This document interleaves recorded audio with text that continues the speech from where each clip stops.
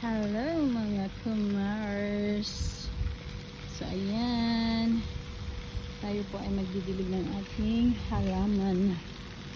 Since tapos na po tayo tapos na po tayo magluto ng ating dinner. So ayan, dilig-dilig muna.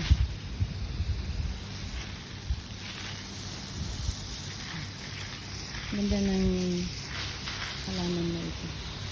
Ito ang ano, itong aking yellow bell, sana babuhay. Yan po, oh. Katatanim ko lang po kasi ng last week. So yan, siguro ilan sila, 1, 2, 3, 4, 5, 6 po yung tinanim ko, pero hindi ko alam kung sila po babuhay lahat kasi nung binunot ko to, tinanim ko po agad since hindi ko po alam kung paano magtanim ng ganito. Inano ko naman, tinanim ng agad. Pero dinidilig-diligan ko. So far, ito, nabubuhay na siya. Yung mga buhay na parts niya. Pero yung nasa pasok natin ay ayan, wala. Parang hindi makasurvive. Ayan ko. Sana nga. Biniligan ko na sila kahapon, pero since sobrang init ko kasi, so we'll try to survive them. Parang ayun na, meron siyang maliliit na siguro magsusurvive dito, baka mabuhay. Pero ito yung mga ibang type niya hindi na. So wala pa sila ko, kaya hindi naman akong gagawin, so ako na nag-garden. Yan, nadagdagan po siya dito sa round na to. Dati wala po yung dilaw-dilaw na yan, mga stripe na yan.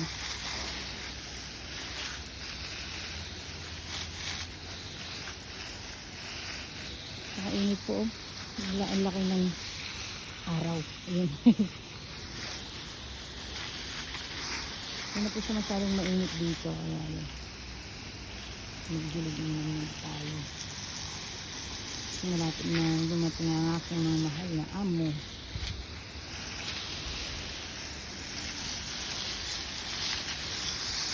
Ito, ewan ko kung tutubo pa to kasi tangkay lang yun. Sinubukan ko lang naman magtanim ng tangkay. Dami lamok. Ito tayo.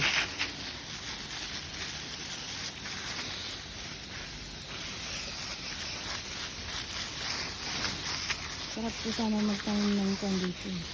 Lalo nyo dun gulay. Kasi nga lang itong mga tunggol. Yan nga pinagpuputol nila sa inis. Ganda na ng tubo niya at saka bulaklak na anuhan na nagtatanggal naman. Ito yung mga undo na yan.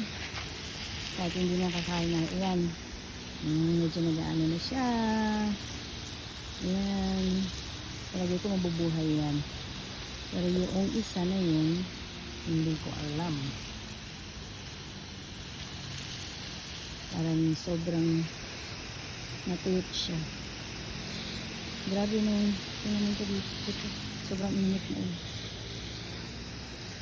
umulan, uminit. Hindi ako nagkasakit. Ito po yung aming garden. Yan. Luwag. Meron pa sa likod dyan. Yan po yung quarters ko. Yan.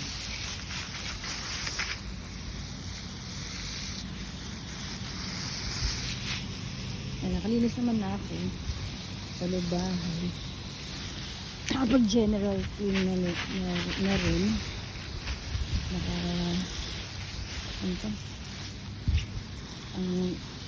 nakaplansya na din, mag-double vacuum na lang, mop, saka puting beddings na lang. So kahit pa hindi ka lang kung magsusurvive tayo ito, parang wala namang ano, maliliit na buhay na mga baby plant na. So hopefully sana mabuhay. Wala kasi niya pag saya na yun dito. Hindi niya ako.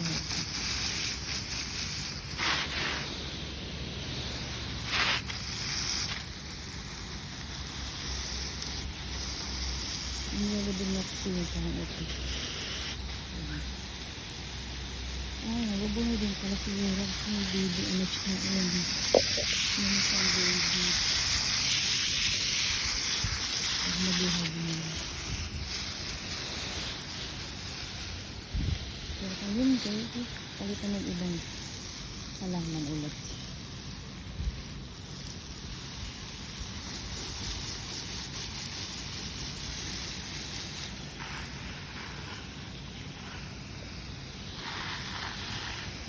Linis na naman po bukas. Ang bilis ng araw.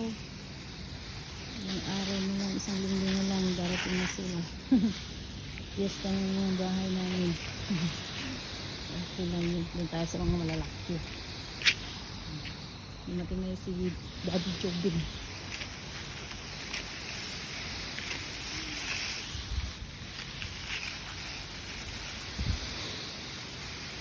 Minis ko yung aming pusa. Wala na talaga siya. Gee, ang luwag. Pero magpatay ng playground. Yung quarters namin yan. O siya, mga kamare.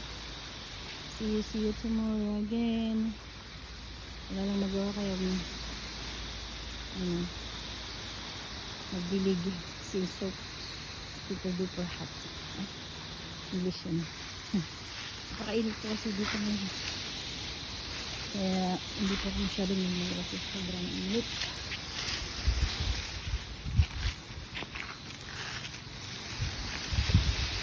Hindi na lang ako lumabas. May biniling beans. So bukas magluluto tayo ng beans ng ilalagay sa freezer. Vegetables beans yun. Hindi ko gusto nila. Alright, mga kamari. See you tomorrow again. Bye bye. Have a good night everyone. Ingat po tayo lagi. Bye. I love you all.